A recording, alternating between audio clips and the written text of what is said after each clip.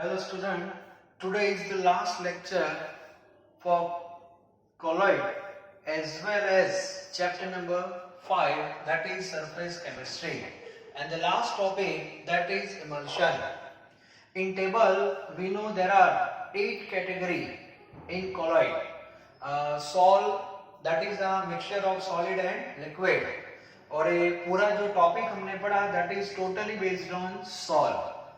आपने जो भी कॉलॉइड बनाया that is actually sol, preparation that is sol, property that is sol, coagulation that is sol. Okay, तो ये जो आपने सब पढ़ा है that is related with sol and sol is the mixture of solid and liquid. अब थोड़ा emulsion के बारे में भी पढ़ लेते हैं. टेक्स्ट बुक में एक पैराग्राफ दिया है that is for emulsion.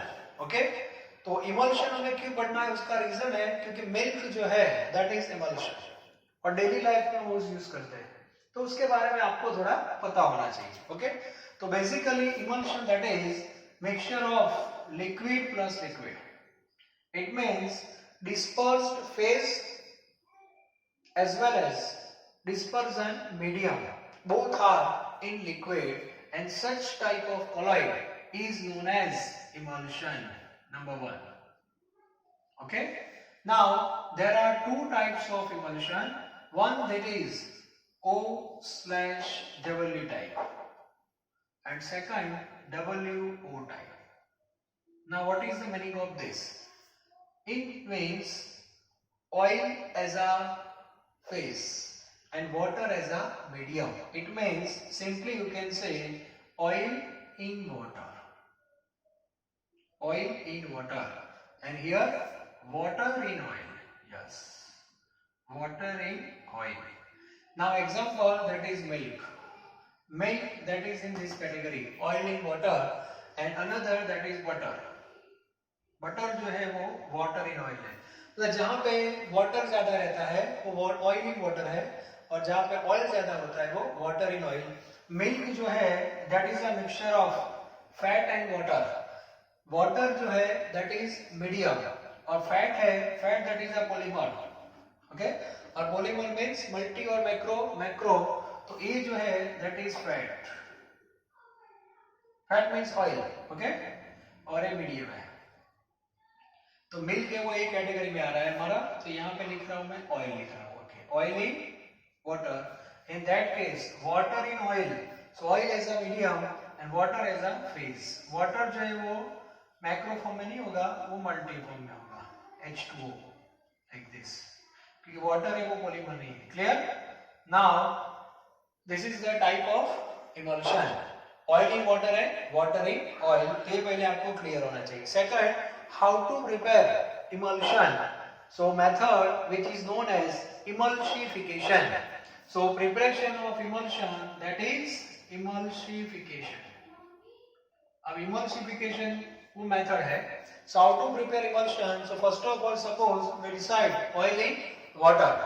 So for that you have to mix oil and water, and we all know water here and oil here.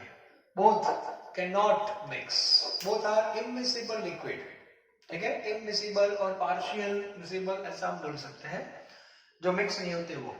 तो सबसे पहले दोनों के बीच में बाउंड्री होगी, that is also heterogeneous system but not colloid. अब हमें क्या करना है, मान लो कि आपने ग्लास रोड लिया और इसको स्टर कर दिया, तो उससे क्या होगा, आपको ये फॉर्म मिलेगा.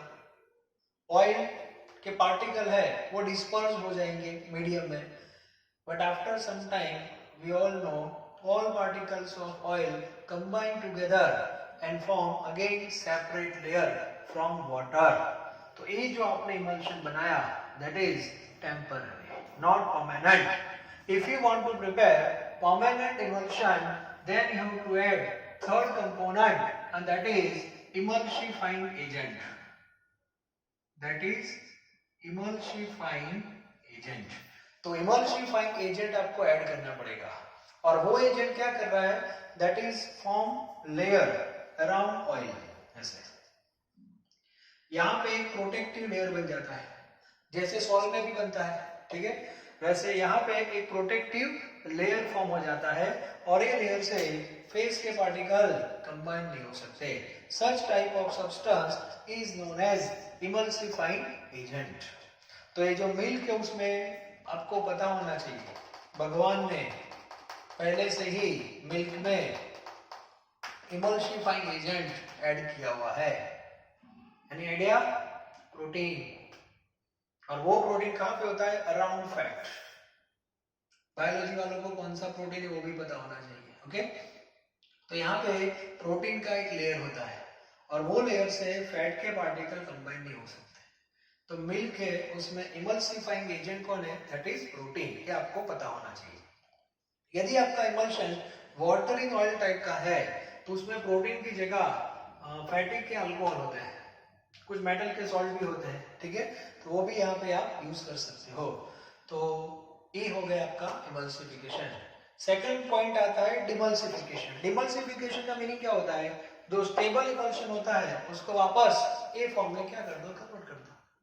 तो उसके लिए आप इमल्शन जो है उसको हीट कर सकते हो, कूल कर सकते हो, बहुत सारी मेथड है। उसमें आप एक और कंपोनेंट डाल दो केमिकल जो इमल्सिफायर को वहां से हटा दे, और एक बार इमल्सिफायर यहाँ से निकल गया तो क्या होगा? फैट के पार्टिकल कंबाइन हो जाएंगे।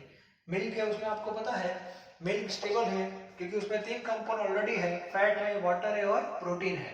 3 तो है। यदि उसमें आप लेमन डाल दो तो क्या होता है? हम बोला मिल्क फट गया, ऐसा नॉर्मली हम बोलते हैं। ऐसा क्यों हुआ?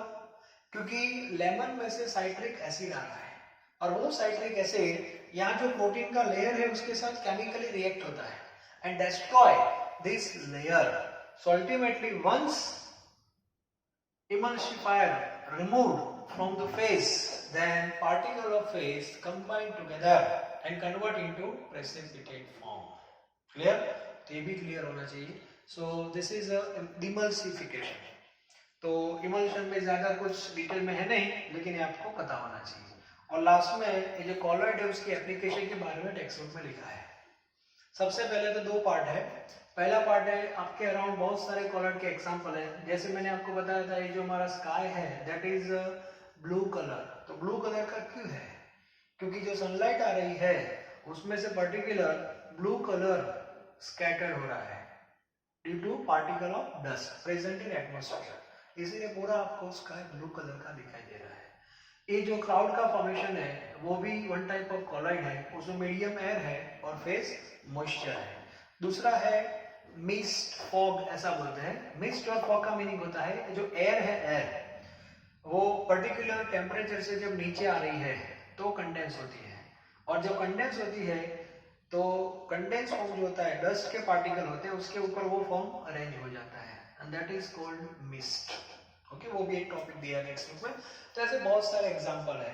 जब मैंने आपको बताया था रिवर का जो पानी है वो सी वाटर के कांटेक्ट में आता है तो वहां से डेल्टा रीजन बनता है, that is one type of coagulation, वो भी हमने देखा हुआ है। आगे मैंने बताया था ड्रिंकिंग वाटर जो होता है हमारे घर में कभी कभी आता है तो आपकी मम्मी वो पोटास एलन घुमाती है, फटकड़ी जिसको बोलते हैं, इसके सैंड के पार्टिकल नीचे सेटल हो जाते हैं, दैट इज ऑल्सो कोएगुलेशन। तो बहुत सारे फिनोमिना है जो कॉलॉइड और कोएगुलेशन के रिलेटेड है, ये टेक्स्ट बुक में दिए हैं तो आपको पढ़ लेना है, ठीक है। और बाद में कॉलॉइड की बहुत सारी एप्लीकेशन भी है। ज्यादातर छोटे बच्चों की जो भी मेडिसिन होती है वो सिरप फॉर्म में हो रही है and that is like emulsion. Emulsion form मतलब कॉलॉइड फॉर्म, कॉलॉइड फॉर्म में पार्टिकल है और पार्टिकल मतलब सरफेस एरिया ज्यादा होता है तो उसकी जो इफेक्टिवनेस है वो बढ़ जाती है, ठीक है।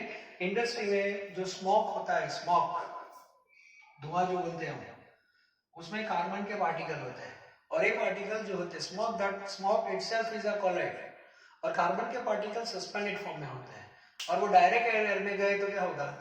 That create air pollution. तो इंडस्ट्री वाले क्या करते हैं उसको ये जो चिमनी होती है चिमनी से अंदर डाल देते हैं और यहाँ पे रोड होता है जिसके ऊपर पॉजिटिव चार्ज होता है और कार्बन के चार्ज नेगेटिव होता है, तो सारे पार्टिकल यहाँ पे डिपॉजिट हो जाते हैं and the air free from carbon. So by this way we can decrease air pollution. तो ये भी एक कॉलॉइड की एप्लीकेशन है। बहुत सारे पार्टिकल कलेक्ट हो जाए उसके बाद या नीचे उसको कलेक्ट कर देते हैं और इसमें से लोग ब्रिक भी बनाते हैं, ब्रिक ऐश मिलती है इसको। ऐसे बहुत सारे एप्लीकेशन है। ये जो हम रास्ते पे एस्फाल्ट बोलते हैं, डामर बोलते हैं, that is like emulsion form में पहले होता है, बाद में उसको स्प्रेड कर देते हैं, ठीक है। ये पेंट जो होता है that is also colloidal solution. Number of example है जो टेक्स्ट बुक में दिए हैं लास्ट पेज में। तो मेरी पर्सनल एडवाइस है आपको वो पेज अच्छी तरह लर्न कर देना है, ठीक है। तो कॉलॉइड भी आपका हो गया और finally chapter 5 is also completed. Chapter 5 जो है उसमें 3 सेक्शन थे, एड्सॉर्प्शन, कैटालिसिस एंड कॉलॉइड, और तीनों रिलेटेड जो है वो हेटेरोजेनियस के साथ कनेक्शन है उसका, और इसीलिए तीनों को ये चैप्टर में इंक्लूड किया है। मतलब आपके 2 चैप्टर कंप्लीट हो गए, one that is a homogeneous mixture, another that is a heterogeneous mixture. Homogeneous है दैट इज सॉल्यूशन, और हेटेरोजेनियस है that is a surface chemistry. Clear? तो 2 चैप्टर आपके कंप्लीट हो गए हैं, अब प्रिपरेशन स्टार्ट कर दो। Thank you very very much.